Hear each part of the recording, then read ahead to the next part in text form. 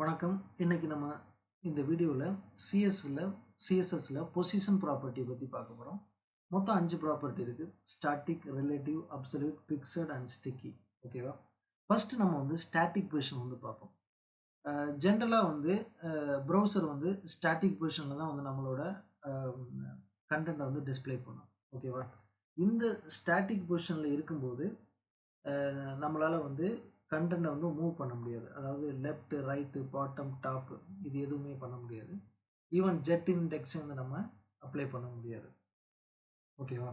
First நம்ம இந்த position ப்ராப்பர்ட்டியை நம்ம எதுக்காக யூஸ் பண்ணுறோம்? ஏன் இது வந்து தேவைப்படுது அப்படின்னா, இந்த பொசிஷன் ப்ராப்பர்ட்டி எதுக்காக யூஸ் ஆகுதுன்னா, நம்மளோட கண்டென்ட்டை ஒரு இடத்துலேருந்து இன்னொரு இடத்துக்கு மூவ் பண்ணுறதுக்கு வந்து யூஸ் ஆகுது. ஓகேவா? இன்னைக்கு வந்து நம்ம ஒரு வெப்சைட் டிசைன் பண்ணும்போது நம்மளோட எலிமெண்ட் ஒரு இமேஜாக இருக்கட்டும், இல்லை ஒரு HTML எலிமெண்ட்டாக இருக்கும். இது வந்து ஒரு இடத்துலேருந்து இன்னொரு இடத்துக்கு கொண்டு போகணும். அப்போ தான் நம்மளால் வந்து ஒரு நல்ல ஒரு வெப்சைட்டை வந்து டிசைன் பண்ண முடியும். ஸோ இந்த மாதிரி ஒரு எலிமெண்ட்டை மூவ் பண்ணுறதுக்காக பொசிஷன் ப்ராப்பர்ட்டி நமக்கு வந்து தேவைப்படுது. ஸோ ஸ்டாட்டிக் ப்ராப்பர்ட்டி வச்சு நம்மளால் எதுவுமே பண்ண முடியாது. ஸோ ஸ்டாட்டிக் ப்ராப்பர்ட்டியை நம்ம இப்போ அப்ளை பண்ணி பார்க்கலாம் இங்கே. ஓகேவா? இப்போ இந்த ஸ்ட்ரக்சர் என்னென்னு பார்த்தீங்கன்னா, இந்த பாக்ஸ் அப்படிங்கிறது இந்த கண்டெய்னரு, அதுக்குள்ளே வந்து H5ங்கிற ஒரு ஒரு ஹெட்டிங் டேக் நான் வந்து எழுதியிருக்கேன். மற்றது எல்லாமே வந்து ஸ்டாண்டர்டு, இது எல்லாமே நார்மலாக ஸ்டாட்டிக் எழுதியிருக்கேன். ஓகேவா? இப்போ நம்ம வந்து ப்ளே பண்ண போகிறது இந்த ஏரியாக்குள்ளே தான். இந்த பிளாக் பாக்ஸுக்குள்ளே நம்ம இந்த H5 டேக்கை வந்து மூவ் பண்ணி பார்க்க போகிறோம். Okay, right. இப்போ நான் வந்து கோடிங்கில் வந்து இந்த H5 டேக் வந்து பொசிஷன் ஸ்டாட்டிக்னு நான் வந்து கொடுக்குறேன். பொசிஷன் வந்து ஸ்டாட்டிக்னு நான் கொடுக்குறேன். ஓகே. டெவ் டூல்ஸில் வந்து என்ன நடக்குது அப்படின்னு பார்ப்போம். டெவ் டூல்ஸில் வந்து நமக்கு என்ன நடக்குதுன்னு பார்ப்போம்.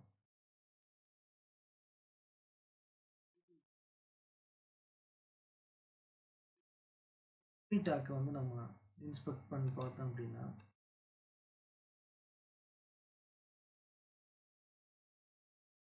பொசிஷன் வந்து அப்ளை ஆயிருக்கு. ஸோ இதுக்கு வந்து நம்ம லெஃப்ட் அண்ட் ரைட் வந்து கொடுப்போம். இல்லை டாப் வந்து 0, ஒரு 25 பிக்சல் கொடுப்போம். ஓகே. ஸோ இப்போ இங்கே பார்த்தீங்கன்னா இதுக்கு வந்து இந்த லெஃப்ட் அண்ட் ரைட் ப்ராப்பர்ட்டி வந்து அப்ளை ஆகலை. ஓகேவா? வேறு ஏதாவது ஒரு பொசிஷன் வந்து ட்ரை பண்ண சொல்லுது. Try setting position to something other then static. ஓகேவா? ப்ரௌசர் வந்து இதை சப்போர்ட் பண்ணலை. ஏன்னா அது வந்து டிஃபால்ட் ஆகிருக்கு. Okay, right. இப்போ நம்ம அடுத்து வந்து வேறு பொசிஷன் வந்து ட்ரை பண்ணுவோம். இதை கமெண்ட் பண்ணிவிட்டு நம்ம வந்து ரிலேட்டிவ் பொசிஷன் வந்து ரிலேட்டிவ் பொசிஷன்னா என்ன அப்படின்னா, ரிலேட்டிவ் பொசிஷன் வந்து சேம் அஸ் ஸ்டாட்டிக் பொசிஷன் மாதிரி தான். பட் இது வந்து இதை நம்மளால் வந்து மூவ் பண்ண முடியும். Left and right, bottom, top இது மாதிரி மூவ் பண்ண முடியும். அதுக்கான ஸ்பேஸை வந்து அது கரெக்டாக வச்சுருக்கோம். பட் நம்மளால் மூவ் பண்ண முடியும். ஓகேவா? ஸோ இதை வந்து நம்ம அப்ளை பண்ணி பார்க்கலாம். இது வந்து நம்ம ஸ்டைலில் வந்து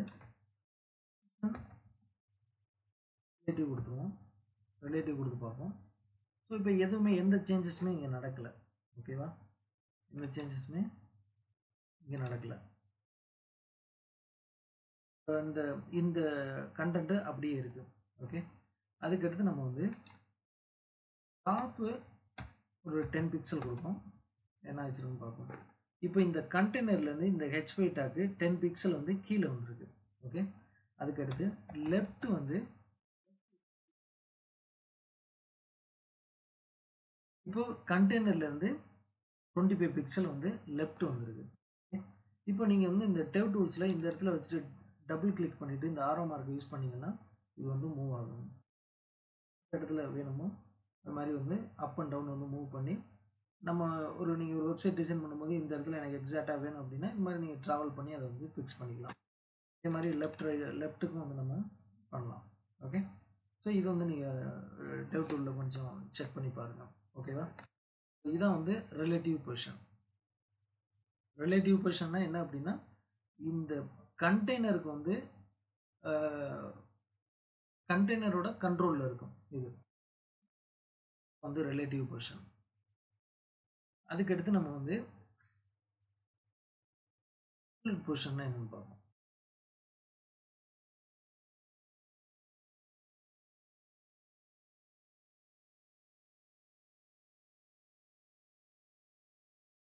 அப்சல்யூட் பொசிஷனில் வந்து என்ன நடக்குது அப்படின்னு பார்ப்போம்.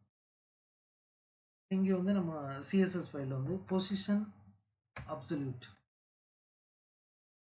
அப்சல்யூட் கொடுத்தோன்னே இங்கே அவுட்புட் பார்த்தோம் அப்படின்னா இங்கே ஃபஸ்ட்டு நம்ம இந்த டிவ் டேக்கில் வந்து ஹெச்பை வந்து செலக்ட் பண்ணிக்குவோம். இப்போது இந்த பொசிஷன் அப்சல்யூட் கொடுக்கல அப்படின்னா இதோட வித்து ஃபுல் வித்து இருக்குது, அதாவது கண்டெய்னரோட ஃபுல் வித்து இருக்குது. பட் பொசிஷன் அப்சல்யூட் கொடுத்தோன்னே இதோட வித்து வந்து குறைஞ்சிருது, பார்த்தீங்கன்னா ஸ்ட்ரிங் ஆகுது. இது அதாவது நார்மல் டாக்குமெண்ட் ஃப்ளோவில் இருந்து இது வெளில போயிடும் பொசிஷன் அப்சல்யூட் கொடுக்கும்போது.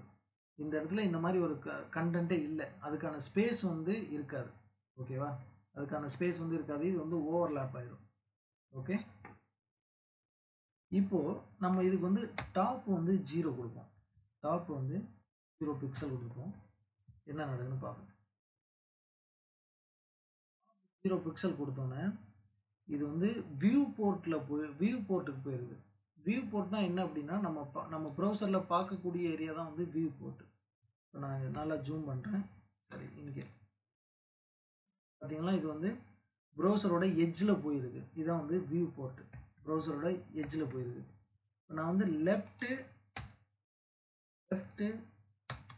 சரி, இங்கே வந்து செமிக்கல் இருக்கு. நான் லெஃப்ட்டு ஒரு 200 பிக்சல் 200 பிக்சல் ப்ரௌசர்லேயே அந்த வியூ போர்ட்லேயே 200 பிக்சல் வந்து வெளில வந்துருக்கு.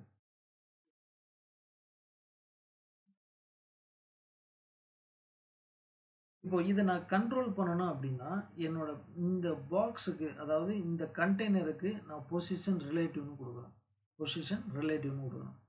இதுக்கு வந்து கலர் நான் வந்து மாற்றுறேன். ஸோ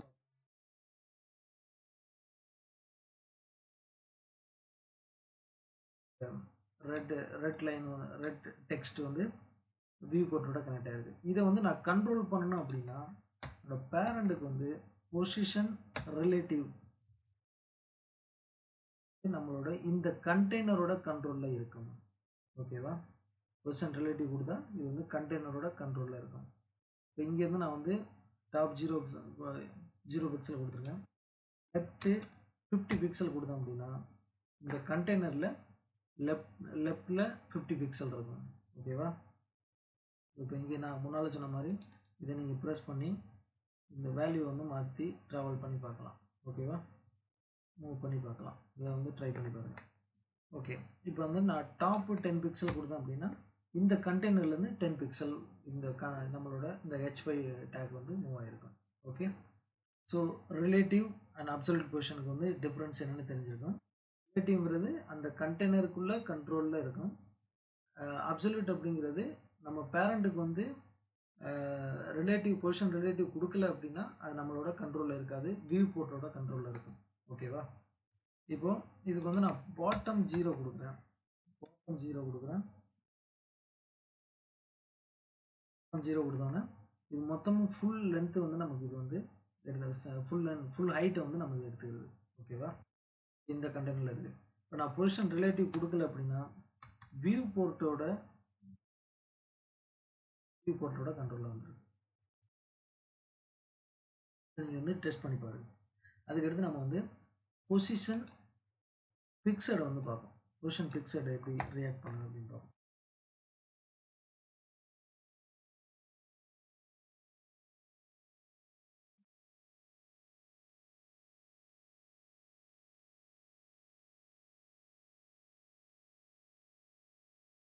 நம்ம வந்து டெவ் டூல்ஸை வந்து நீங்கள் செக் பண்ணி பாருங்கள். எந்த இது வேணுமோ அதில் வச்சு கிளிக் பண்ணால் அதுக்கான எலிமெண்ட்ஸ் அண்ட் டிசைன்ஸ் வந்து அதுக்கான டிசைன் ஸ்டைல்ஸ் கம்ப்யூட்டர் இது எல்லாத்தையும் நீங்கள் வந்து செக் பண்ணணும். உள்ளே 1 by 1 செக் வெளில மட்டும் இந்த ப்ரௌசரில் தெரியறத மட்டும் நீங்கள் பார்க்கக்கூடாது. டெவ் டூல்ஸை வந்து 1 by 1 செக் பண்ணி பார்க்கலாம். இப்போ வந்து பொசிஷன் பிக்சடு நான் கொடுத்துட்டேன். பொசிஷன் பிக்சடு கொடுத்துட்டோம் அப்படின்னா இந்த பொசிஷனில் இது வந்து ஃபிக்ஸ் ஆயிடும். ஓகேவா, எப்படிங்கிறத பார்ப்போம். இப்போ நான் வந்து இந்த இடத்துல இதோட ஹைட்டை வந்து நான் ஒரு 600 பிக்சல் கொடுக்குறேன். ஓகே, இப்போ இந்த கண்டெய்னர் மூவ் ஆகுது, இது நான் ஸ்க்ரோல் பண்ணுறேன், பட் இந்த பொசிஷன் அப்படியே பிக்சடாக இருக்குது. இதான் வந்து பொசிஷன் பிக்ஸ்டு. இப்போ பொசிஷன் பிக்சடில் இப்போ நான் வந்து டாப் 0 பிக்சல் வியூ போர்ட்டை டார்கெட் பண்ணும். சேம் அப்சல்யூட் பொசிஷன் மாதிரியே இது வந்து வியூ போர்ட்டோட கண்ட்ரோலில் தான் இருக்கும். இந்த கண்டெய்னரோட கண்ட்ரோலில் கொண்டு வர முடியாது இந்த பொசிஷன் பிக்ஸில். ஓகேவா? வியூ போர்ட்டோட கண்ட்ரோலில் தான் இருக்குது. தான் வந்து அப்சல்யூட்டும் பிக்சடும் ஒரே மாதிரி ஒரு ஒரு ரெண்டுக்கும் உள்ள ஒரு சிமிலாரிட்டி. ஓகேவா? அதுக்கடுத்து நம்ம பொசிஷன் ஸ்டிக்கி பார்க்கும்போது அதுக்குள்ள டிஃப்ரென்ஸ் என்ன அப்படிங்கிறத பார்ப்போம். ஓகே, இப்போ நான் வந்து பழைய மாதிரி இதுக்கு வந்து ஒரு 100 வச்சுக்கிறேன்.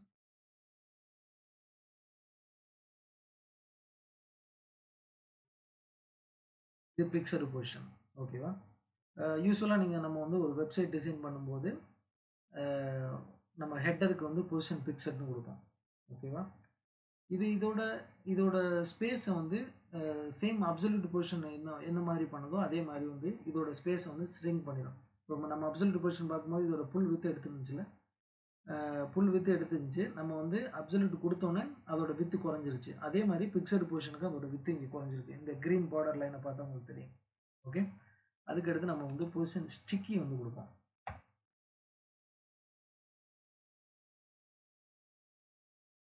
சிஎஸ்எஸ் ஃபைலில் வந்து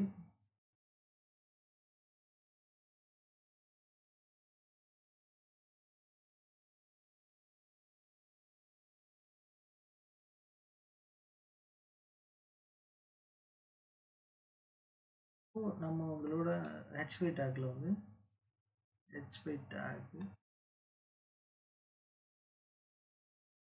வந்து பொசிஷன் ஸ்டிக்கினா என்ன அப்படின்னா அது அப்சல்யூட் அண்ட் பிக்சடோட ஒரு காம்பினேஷன்.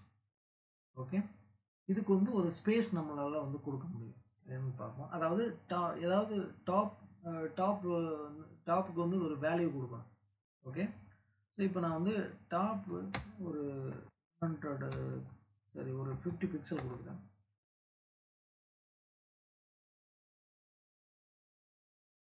டாப் 50 பிக்சல் கொடுத்துருக்கேன்.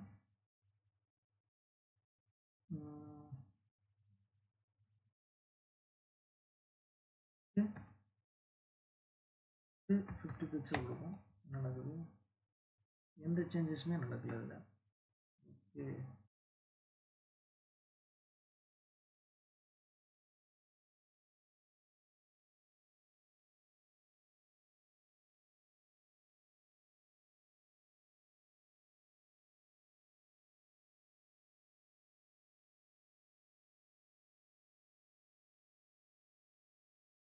ஹிட் வந்து இன்க்ரீஸ் பண்ணி பார்ப்போம்.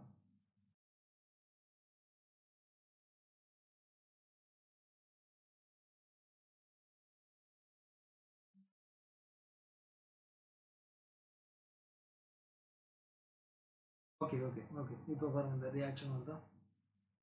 இப்போ நம்ம ஸ்கோரல் பண்ணும்போது 50 இந்த இந்த கண்டென்ட்லேருந்து 50 பிக்சலில் இது வந்து ஸ்டிக் ஆயிருக்கு.